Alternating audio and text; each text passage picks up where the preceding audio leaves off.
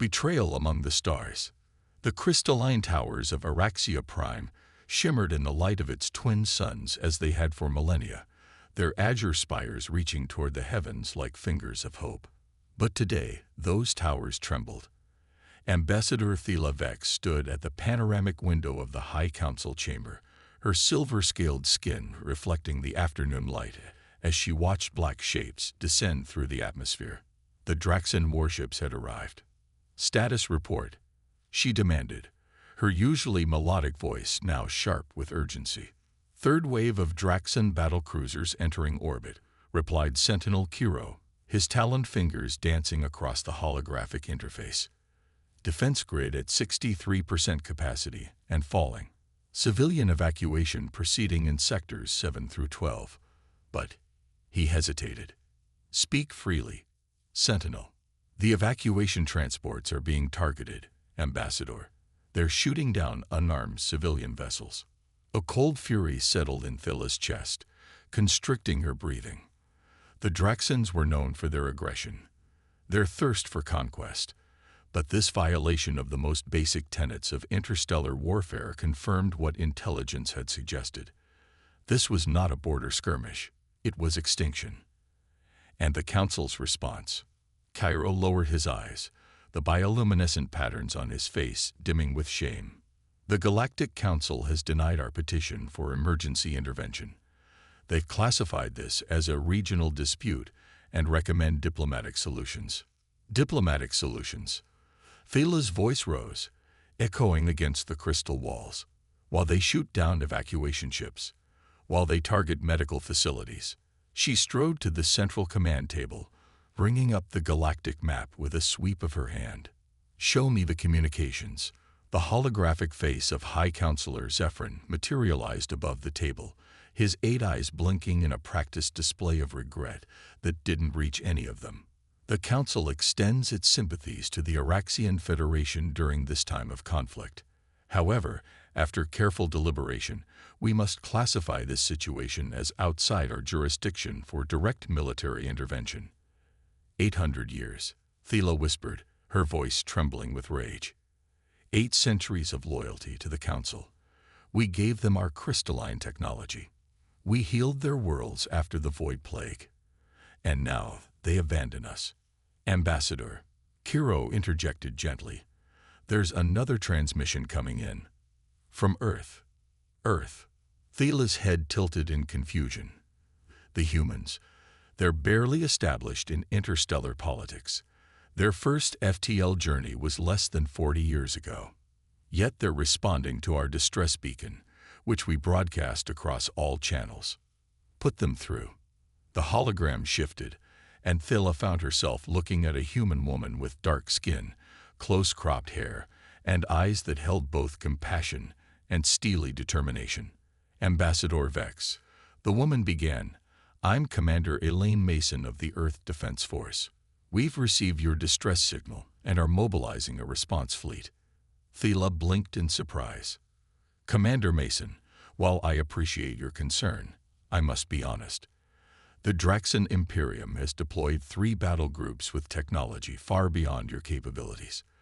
The Galactic Council itself has deemed this situation too dangerous for intervention." A slight smile touched Mason's lips. "With respect, Ambassador, the Council doesn't speak for Earth. As for technology," she shrugged, "humans have always been good at finding ways around that particular problem. Commander, I cannot in good conscience accept assistance that would bring your species into conflict with the Draxans. Your worlds would be at risk." "Ambassador Vex." Mason leaned forward, her expression serious. 3 years ago, when the asteroid mining colony on Ceres suffered catastrophic life support failure, an Araxian medical vessel was the first to respond, despite being on a diplomatic mission 2 AU away. Your people saved 418 human lives that day. She straightened. "We don't forget our friends." A proximity alert suddenly flashed across the command table. Kiro's eyes widened. "Ambassador, we're detecting multiple ripples in space-time at the edge of our system. FTL signatures. More Draxan reinforcements." Thela felt her heart sink. No. Kiro looked up, his expression one of disbelief. They're Earth vessels, dozens of them. The display shifted to show the outer reaches of the Araxian system, where space itself seemed to fold and tear as ship after ship emerged from FTL. They weren't the elegant biomimetic designs favored by the Council races, nor the ominous black daggers of the Draxans. Human vessels were utilitarian, modular, built for function rather than form. But what they lacked in aesthetics, they made up for in number. "This is Commander Mason of the Earth Defense Force First Response Fleet," came the transmission. 42 combat vessels and support craft at your service, Ambassador. Please share your tactical situation so we can coordinate our approach. How? Thela whispered, stunned by the size of the fleet. How did you mobilize so quickly? Mason's image reappeared, her expression grim. We've been monitoring the Draxan buildup for months. Our intelligence suggested they were planning something, though we didn't know where they would strike. We had our rapid response fleet on standby. But the risk to your own species is one we're willing to take, Mason interrupted firmly. Now let's talk strategy, Ambassador. The Draxans have superior technology, but their battle formations suggest overconfidence and predictable patterns. We can use that. For the first time since the Draxan ships appeared in Araxian skies, Thela felt something other than despair. It was a dangerous feeling. It was hope. Sentinel Kiro, transmit our tactical data to the Earth fleet, she ordered, then turned back to Mason. Commander, the Draxans have established orbital dominance and begun ground landings near our major population centers. Our military was primarily defensive. Most of our space-based assets were neutralized in the initial assault. Mason nodded, studying the data as it appeared on her end. Their fleet configuration is focused on planetary bombardment, not ship-to-ship combat. Good. We'll hit them where they're not looking, establish a beachhead in orbit, then deploy ground forces to secure key evacuation zones. She looked up, meeting Thela's eyes through the transmission. We can't promise victory, Ambassador, but we can give your people a fighting chance. Why would you do this? Thela asked, still struggling to comprehend the humans' willingness to stand against such odds. The Council itself deemed our situation hopeless. Because it's the right thing to do, Mason answered simply. And because sometimes, Ambassador Vex, the galaxy needs a reminder that strength isn't measured by technology alone. As the transmission ended, Thela turned to watch the tactical display. The human fleet was organizing into attack formations, their movements coordinated and purposeful despite the vast distance they must have traveled. They have no idea what they're facing, Kiro murmured beside her. The Draxans have shields that can withstand our most advanced weaponry. How do the humans hope to? His words died as the first wave of Earth vessels accelerated toward the Draxan fleet. But instead of engaging directly, they launched thousands of small objects, barely larger than escape pods, that streaked toward the Draxan ships in erratic patterns. What are those? Thela asked, fascinated despite her fear. Unknown. Kiro replied, equally transfixed. They're too small to be traditional combat craft.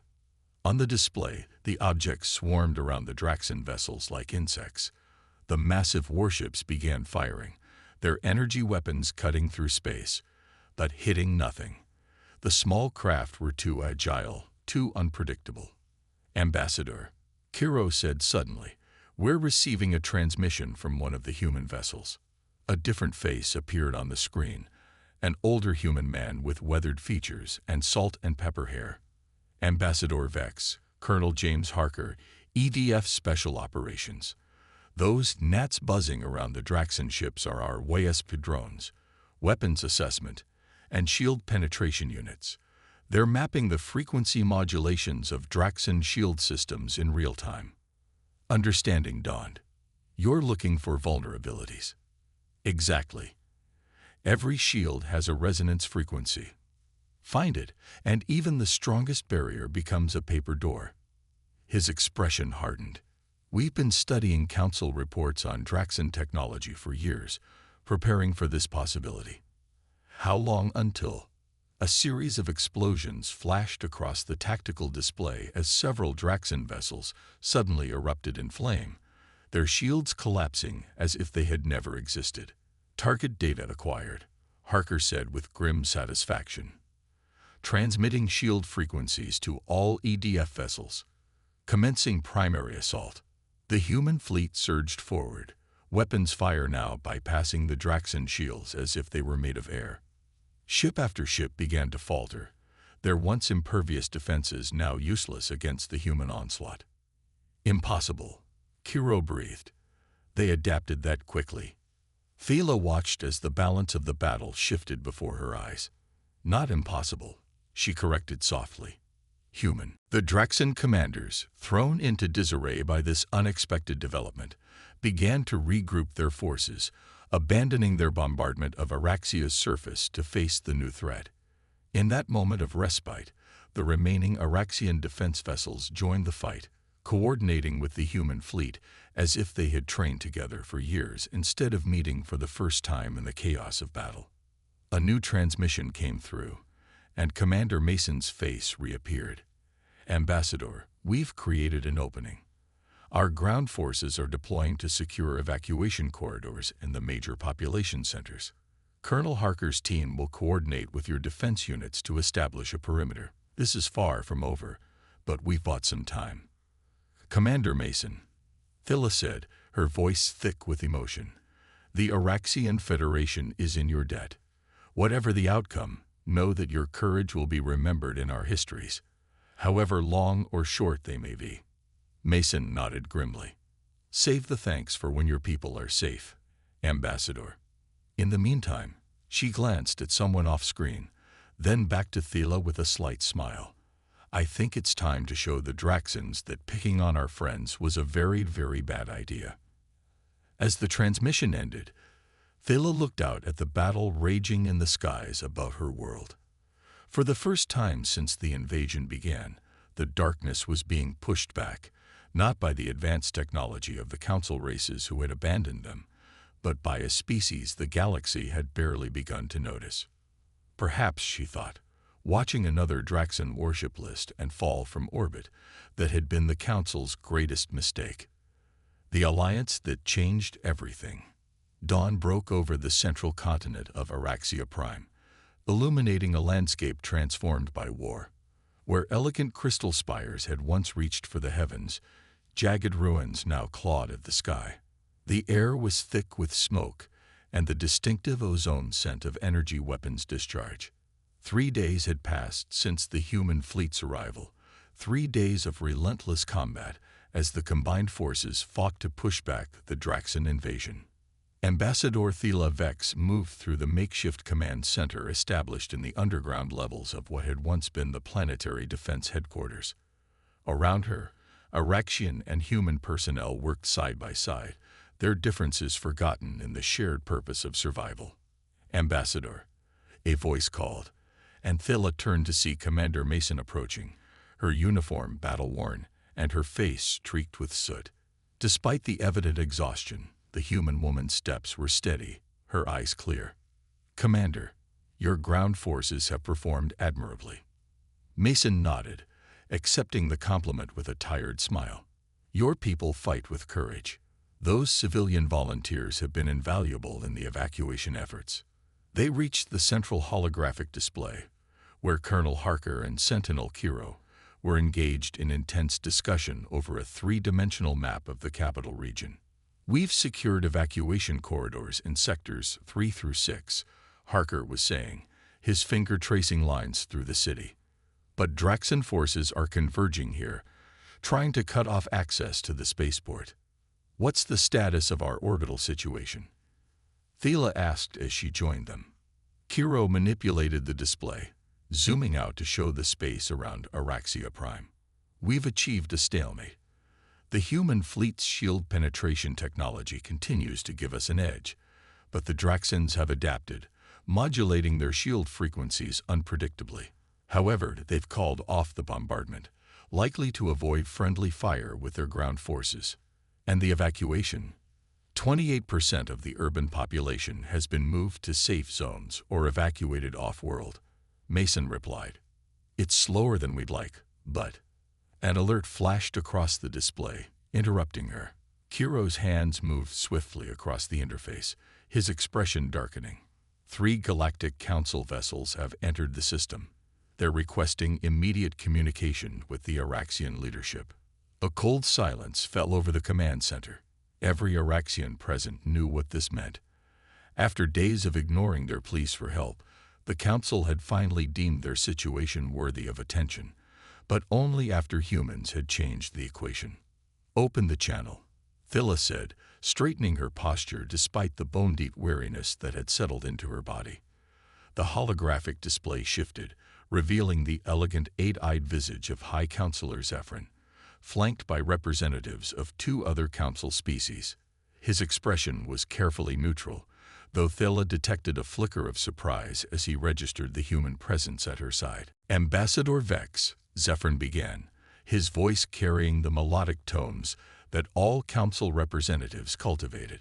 The council is pleased to see that your government endures despite the unfortunate conflict with the Draxan Imperium. Unfortunate conflict. Mason muttered under her breath, just loudly enough for Thilla to hear. The ambassador silenced her with a subtle gesture. The council's concern is appreciated, High Counselor, Thilla replied, her voice diplomatically neutral, though it comes somewhat late in our time of need. Zephyrin's eyes blinked in sequence, a sign of mild discomfort among his species. The council operates on consensus, Ambassador. The situation has evolved, and new information has come to light that permits our intervention. His gaze shifted to Mason and Harker. We note with interest the presence of Earth military forces in this conflict. The humans responded to our distress call, Thilla said simply, when no one else would. A noble gesture, Zephyrin acknowledged with a diplomatic nod, if somewhat precipitous.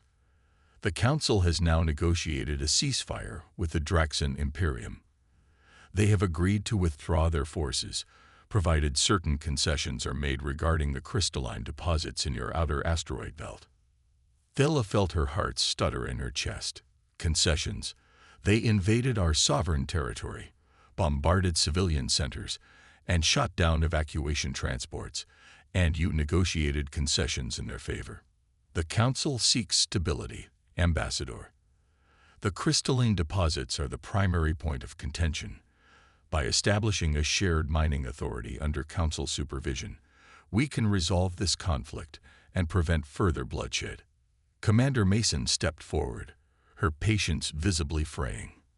With respect, Counselor, this isn't a border dispute over mining rights. This is an attempted genocide that was only halted because Earth decided to intervene. Zephyrin's attention turned fully to the human, his expression cooling. Commander, while Earth's assistance to an ally is commendable, your government's unilateral military action without Council approval has created a dangerous precedent. The Council must insist that Earth forces withdraw immediately to allow for a diplomatic resolution. Withdraw. Harker barked a laugh that held no humor. So the Draxans can finish what they started. Colonel, Zephyrin's voice hardened, the politics of galactic stability are perhaps beyond the understanding of a species so new to interstellar affairs. The Council has maintained peace among 1,000 worlds for millennia. Peace for whom? Thilla asked quietly, something breaking free inside her. The Council speaks of stability, but what I see is calculus. The Araxian Federation was deemed expendable. Our lives, our civilization, our 800 years of loyalty, all weighed and found less valuable than avoiding conflict with the Draxans. Ambassador, you misunderstand. I understand perfectly, Counselor. Thilla's voice remained steady, though her inner scales flickered with barely suppressed emotion. The Council didn't come to save us. You came because humans proved that we could be saved, and that changed your equation. Now you seek to reassert control, to preserve the appearance of Council authority. A tense silence followed her words. Even Mason and Harker seemed surprised by the directness of her challenge. Zephyrin recovered quickly, his diplomatic training evident in how smoothly he shifted approaches. Whatever misgivings you may have about the Council's response timeline, Ambassador, the reality remains. The Draxans have agreed to a ceasefire that will save countless Araxian lives. Surely that outcome is worth accepting, regardless of how it was achieved. Before Thila could respond, an urgent notification appeared on Kiro's console. The Sentinel's face went ashen as he read it. "Ambassador," he said, his voice barely above a whisper, "Draxan forces have launched a coordinated assault on all evacuation zones. They're targeting civilian gathering points with thermobaric weapons." For a moment, no one spoke. Then Thila turned back to Zephyrin's hologram, her silver scales now darkened with rage. "Your ceasefire appears to be one-sided, Counselor." Mason was already moving, barking orders into her communication device. "All EDF units, code black. Civilian massacre in progress. Deploy all reserves, authorization Omega Protocol." Harker joined her, his weathered face grim. "Hammer teams, drop on my coordinates. WASP swarms to full offensive pattern. No more playing nice." Zephyrin's expression shifted to one of genuine alarm. "Commander, Colonel, I must insist you stand down. Council peacekeeping forces will handle this situation. Your interference will only escalate." "With respect, Counselor," Mason cut him off, her voice like steel. "You had your chance to handle this situation. You chose to let an entire civilization burn. Now it's our turn." She turned to Thila. "Ambassador, we need to move. Those evacuation zones are relying on us." Thila looked from the humans to Zephyrin's increasingly agitated hologram. In that moment, the choice before her crystallized with perfect clarity. "Sentinel Kiro, terminate the Council transmission," she said calmly. "Then contact all remaining Araxian defense units. Inform them that we are now operating under joint command with Earth Defense Force." "Ambassador Vex." Zephyrin's voice rose with genuine shock. "This action constitutes a formal breach of Federation obligations to the Council. The consequences." A hologram vanished mid-sentence, leaving only the tactical display showing Draxan forces converging on helpless civilian populations. "You understand what you've done," Mason said quietly as they moved toward the deployment area. "The Council won't forget this." "Nor will the Araxian people," Thila replied. "For centuries, we believed the Council represented the pinnacle of civilization, that their way was the only path to the stars. Today they proved otherwise." She looked at the human commander. "Today humanity showed us another way." The next 12 hours passed in a blur of desperate combat, heroic sacrifices, and moments of unexpected triumph. Human dropships deployed directly into active combat zones, their troops using unorthodox tactics that confounded Draxan commanders accustomed to the predictable patterns of Council warfare. Araxian civilians, inspired by the humans fighting to protect them, took up whatever weapons they could find to defend their evacuation routes. And in orbit, the combined human-Araxian fleet executed a maneuver so audacious that it would later be studied in war colleges across the galaxy. Using Araxia's small moon as a gravitational slingshot, they launched a surprise attack on the Draxan command carrier, crippling it before its commanders could respond. By the time the second dawn broke over Araxia Prime, the tide had turned decisively.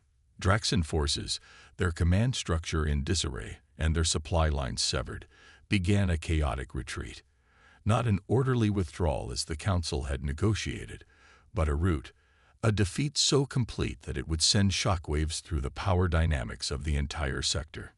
In the central command center, Thila watched the tactical display with a mixture of exhaustion and disbelief as Draxan's signatures vanished from Araxian space. "We did it," she said softly, as if speaking the words too loudly might break the fragile reality they represented. "We actually did it. Your people did it, Ambassador," Mason replied, looking no less exhausted but with a quiet pride in her eyes. "We just gave them a chance." A junior officer approached, saluting both of them. "Commander, Ambassador, We're receiving transmission requests from multiple council vessels. They're insisting on immediate discussions regarding the unauthorized military action and the violation of ceasefire agreements. Mason and Thela exchanged a glance that spoke volumes. Tell them, Thela said after a moment, that the Araxian Federation will be happy to engage in diplomatic discussions once our emergency humanitarian operations are complete. She paused, then added, and informed them that as of today, Earth representatives will be present at all such discussions as our formal allies. The officers saluted again and withdrew to relay the message. Bold move, Mason observed. The Council won't like that.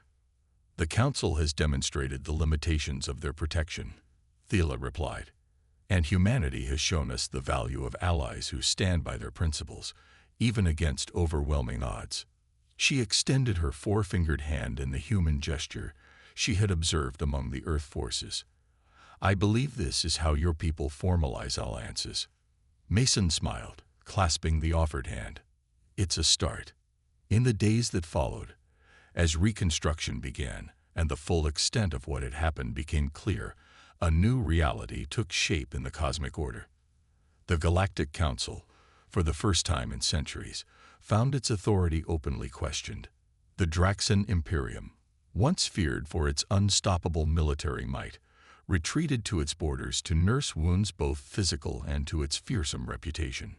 And on 100 worlds across the galaxy, species who had long existed in the shadow of council politics watched with newfound interest as humans and Araxians stood together, proving that there were alternatives to the ancient hierarchies that had defined interstellar relations since before their ancestors had looked to the stars. 1 month after the Battle of Araxia Prime, a formal alliance was signed aboard the EDF flagship Horizon. Representatives from 12 independent worlds attended, many bringing their own stories of council indifference in times of crisis. As Thela affixed her seal to the document establishing the Mutual Defense Compact, she caught Commander Mason's eye across the ceremonial table. When your ships first appeared in our skies, she said, pitching her voice for Mason's ears alone, I asked why you would risk so much for a world that wasn't your own. And I told you it was the right thing to do, Mason replied. Yes. Thela glanced around at the gathered representatives, many of whom were engaged in animated discussion with human officers. But I think I understand better now. When the Council abandoned us, they revealed the hollowness at the center of their philosophy, the willingness to sacrifice others for abstract notions of stability and order. And what did we reveal? Mason asked. Thela looked back at the human, seeing past the uniform and the rank to the essence of what had brought their species together in this moment of history. That true strength comes not from technology or antiquity or even numbers, she said, but from the willingness to stand for something greater than self-interest. That when the galaxy turns its back, there are those who will forge their own path forward, together. Beyond the viewport, the partially rebuilt spires of Araxia Prime caught the light of the twin suns, their crystalline surfaces creating rainbows that danced across the observation deck. Among them, new structures were rising, different in design, built with human engineering melded with Araxian aesthetics. Different, but no less beautiful for the change. A new dawn, indeed.